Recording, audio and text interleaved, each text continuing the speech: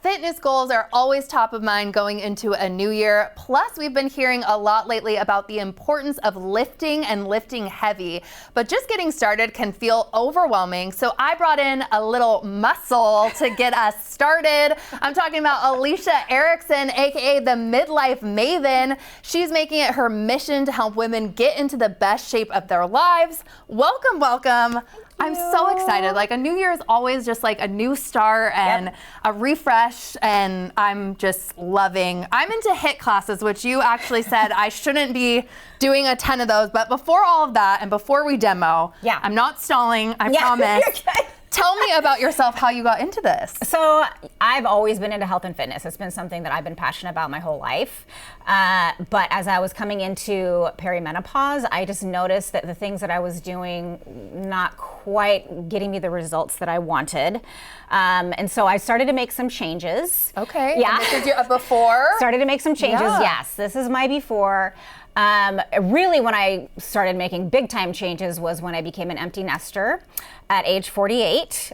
Both my girls are now gone. They're grown and flown. So I have a 23-year-old and an almost 21-year-old. Wow. But I decided I'm going to lock in and see what I can really make happen because I've always been into it, right? I've always been about it. So I started to just change my modalities, and I went to strength training, walking, and I locked in my nutrition. So I had given up alcohol about a little over 6 years ago. For me, it was something that I just had a hard time with moderation. And so I decided it was just getting in the way of my goals and the things that I wanted to do. So I cut that out, but it kind of turned into a little bit of a sugar addiction situation. Yeah, I hear that a lot. Yeah, kind of transferred over. So a couple years ago, I decided we're cutting out just the processed sugar. I still do natural sugars, but I don't do processed refined sugars.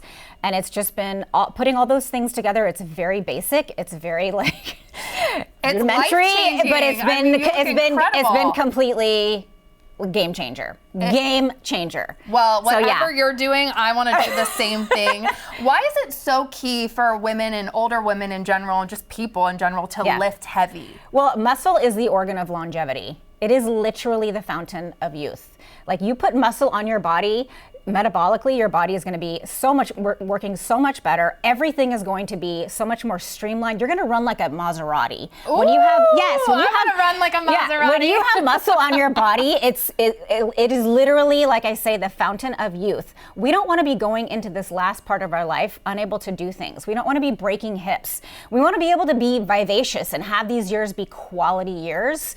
And that's why it's so important to be doing this now. Like, don't start late, start now. Okay, and speaking of starting now, you're gonna walk me through some moves that are like maybe some beginner moves or some basics. I'm gonna give you 5 moves that are just like so incredibly basic that are in my routine every week, whether it's with barbells, dumbbells, machines, whatever it might be.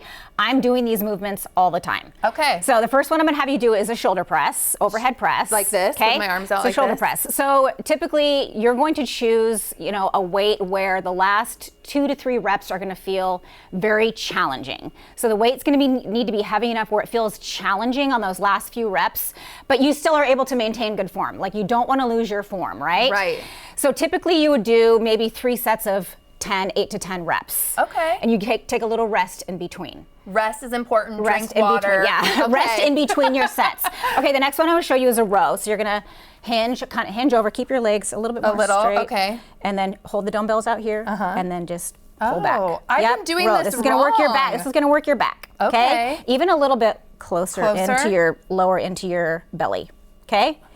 Low, right here. Low. Boom. Like this. Boom. Okay, you feeling that in your back? Yeah, I've been doing this one wrong. I needed you. Okay, the next one I'm gonna show you is a squat. So regular squat, okay?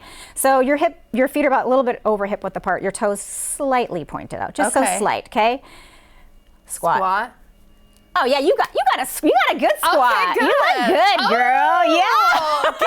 Giving me all the compliments this morning. This is a squat, super basic move. How many would you do with something like this? Lifting again, super heavy. Well, I would aim, anywhere in the 8 to 12 rep range, kind of depending on the program that you're following and what your goal is. But that's kind of that's muscle hypertrophy. That's if you want to build muscle. And how much are you working out per week too? Is this like an everyday thing? So I typically do 3 lower body days a week. Okay. And I work them. You can lift anywhere from 3 to 6 days a week, depending on your time frame and what you have time for, but 3 days is great. I like to lift 6 days a week. I do 3 upper body days and 3 lower body days. Yeah. But I'm doing whatever you're doing. Squatting in the 1 to 2, I'm 1 to just 2 days gonna a follow week. you. Yeah. And then Okay, deadlift, do deadlift. So it's a hinge movement. So think of just bumping your hips back. Bumping my hips. Yep. The booty back. Yep. And I like the neutral spine. A lot of times women want to do like hunching. Curved spine. Okay. You got to keep a neutral spine when you're deadlifting. So important. I know. And yours look really, really good. Oh my gosh. Yeah, you look so good. You're gonna feel this. You're gonna get the booty and the hamstring. You look so good. Perfect. Everybody wants the booty. Yeah, you gotta get the. But just a reminder for women: you gotta eat to get the booty. And what do you mean by that? Well, like protein? Yeah, you gotta eat your protein. Carbs are good too. I eat appropriate amounts of proteins, carbs, and fats. You got to have them all, but in the appropriate amounts.